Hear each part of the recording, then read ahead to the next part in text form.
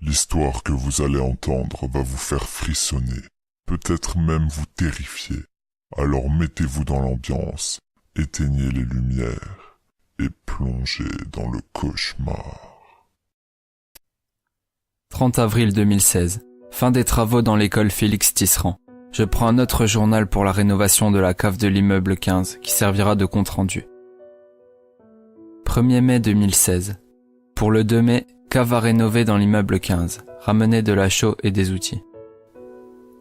2 mai 2016. Inondation de la cave. Moi et mes collègues avons dû partir. On y retourne la semaine prochaine. 9 mai 2016. Je retourne seul au travail cette fois.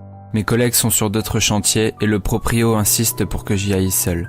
Il ne supporte pas le monde et le bruit. Il me laisse carte blanche pour faire de cette cave un endroit propre pour y stocker ses bouteilles. Il m'a néanmoins demandé de ne pas aller dans les autres espaces du sous-sol, réservés aux autres habitants de l'immeuble. J'ai commencé par dégager toutes les grosses pierres afin d'avoir un seul plat. La terre est encore imprégnée d'eau. Pourquoi n'ont-ils pas mis du béton ? 10 mai 2016. J'ai réussi à retrouver ma vieille lampe torche pour mieux m'éclairer.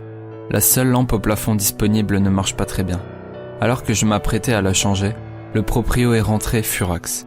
Il m'a ordonné de ne plus toucher au lustre, et si la luminosité ne me convenait pas, je devais prendre une lampe torche. Cet interlude m'a permis de voir que le sol n'était plus très droit, j'aurais dû m'en apercevoir plus tôt. N'ayant pas amené ce qu'il fallait pour remédier à ce problème, j'ai commencé à piqueter la pierre afin de faire tomber ce qui s'effrite et dépoussiérer les pierres. 11 mai 2016. Les murs sont restés intacts, donc prêts à recevoir de la chaux pour les rendre présentables, et ne pas laisser de pierres sales. Mais le sol était plus battu, je dirais. Je me suis mal pris. J'ai donc dû tout recommencer, et cette fois j'ai mis des planches de bois sur le sol. Au moins mes chaussures ne sont pas couvertes de boue. J'ai presque fini les murs. Vers la fin de la journée, avant de ranger le matériel, je me suis dit que ce serait plus simple d'utiliser les box des autres habitants de l'immeuble pour y stocker toutes mes affaires. Le proprio m'a dit que les autres habitants n'utilisaient pas ces espaces. J'ai donc pris mes clés qui me garantissaient l'accès aux autres compartiments et j'ai ouvert la porte qui y menait. Je me suis rendu compte que la cave du proprio était unique. Les autres étaient toutes reliées entre elles, formant une sorte de réseau. Je comprends pourquoi le proprio m'a dit de ne pas y aller. Il pourrait me perdre. J'ai quand même laissé mon équipement dans le box le plus proche. Il était encore très humide et le sol était plus boueux, mais comme ça je gagnerais du temps. Note, j'ai cru entendre un grattement sur un mur ou sur les planches de bois. Je demanderai au proprio s'il n'y a pas de rat. 12 mai 2016. Le proprio semblait être inquiet pour les grattements, mais m'a affirmé qu'il n'y avait pas de rat. Il m'a également demandé si je pouvais retirer les planches de bois, mais je lui ai laissé entendre qu'il m'avait laissé carte blanche et que s'il voulait sa cave, il fallait me faire confiance. Il est reparti sans rien dire. Le premier mur est fini. J'ai mis plus de temps que d'habitude. J'ai eu du mal à retrouver mes outils, je ne savais plus dans quelle salle ils étaient. Et je n'emmène pas mon carnet avec moi. J'ai remarqué que la terre est encore battue dans les dédales souterrains. Même une armée de rats ne peut pas faire bouger la terre, si ? 13 mai 2016. J'ai commencé le deuxième mur. Une des planches a craqué sous mon poids. Je croyais qu'elles étaient plus résistantes que ça. Finalement, l'humidité aura eu raison de ces planches. Note, j'ai rencontré une résidente de l'immeuble. Elle m'a dit que plus personne n'utilisait ces caves.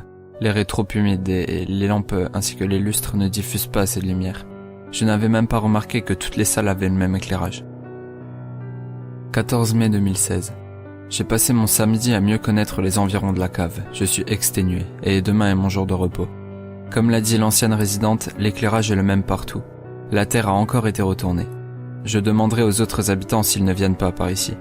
Je n'aimerais pas les voir blessés par la chaux, qui est corrosive. Plus on s'éloigne de la cave en rénovation, moins il fait clair, et plus il y a d'humidité.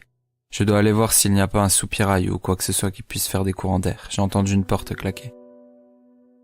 16 mai 2016. Les murs ont été griffés, il y a des rayures partout. Je ne sais pas si je dois recommencer tout ça, mais l'envie n'y est pas. Le proprio avait l'air étonné et inquiet. Il m'a dit de faire attention et de bien fermer la porte en sortant de la cave. Sérieusement, je ne peux plus continuer, j'ai fait tout ça pour rien. J'ai passé cette journée à rectifier les dégâts, et plusieurs planches ont été volées. Je me suis tordu la cheville en tombant à cause de ça.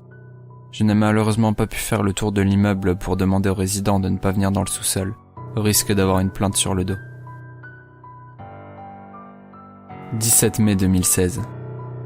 C'est pas possible, ou je deviens fou, ou on me fait une mauvaise blague. J'ai retrouvé les planches de bois à l'autre bout du complexe. Elles étaient en morceaux. Le proprio est même venu se plaindre. La porte d'un des box a été fracassée et s'était retrouvée devant sa porte. Oui, monsieur, bien sûr, j'en casse pour passer le temps. Je lui ai quand même demandé si un résident aurait pu faire ça, si quelqu'un venait finalement au sous-sol au cas où l'autre résidente se serait trompée. Il m'a répondu que non, ceux-là n'ont jamais été des voisins à problème. J'ai finalement couvert les autres murs de chaux. Tant pis pour les griffures. Le dernier mur est celui où se trouve la porte. Je vais devoir utiliser un grand escabeau pour y mettre de la chaux. 18 mai 2016. Je pense que je vais demander un arrêt, j'enchaîne les malchances. J'ai commencé par mettre de la chaux sur la portion de mur au-dessus de la porte. J'ai donc pris mon escabeau. Je fais attention à ce que la planche soit solide et je monte dessus. Arrivé en haut, je commence à faire mon travail quand j'entends une espèce de frottement. Non, un grognement. Je n'y ai pas prêté attention. J'aurais dû. La planche a craqué et quelque chose a fait bouger l'escabeau. Ce n'était pas une chute due à la fissure de la planche, non. Quelque chose avait fait bouger l'escabeau. Après ma chute, j'ai enlevé la planche et regardé la terre. Elle avait été remuée. J'ai d'abord pensé à une taupe, mais sérieusement, ça peut faire ça une taupe? Je m'étais fait mal au dos, alors j'ai décidé de partir. Je suis parti ranger mes outils quand j'ai entendu quelque chose courir dans les couloirs.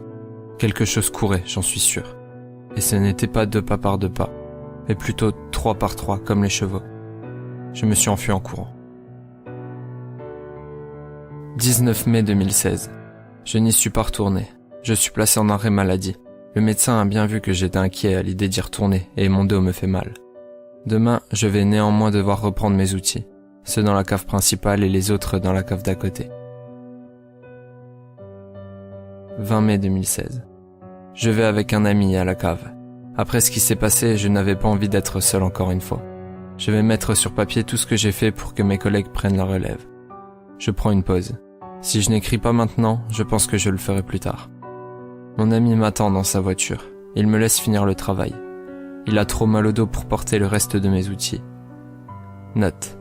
Dire à mes collègues qui prendront le relais d'emmener leur lampe torche. Avec la fatigue et l'éclairage, on peut voir des ombres bouger sur les murs. Je suis le fameux ami. Je me suis inquiété après 30 minutes d'absence, alors j'ai décidé de le rejoindre en bas. Je n'ai trouvé que son carnet. Il s'était envolé. Le proprio avec lui. J'ai appelé la police, je leur ai montré le journal, mais ils n'ont rien trouvé d'autre. Aucun indice ne semble confirmer ce que dit le carnet.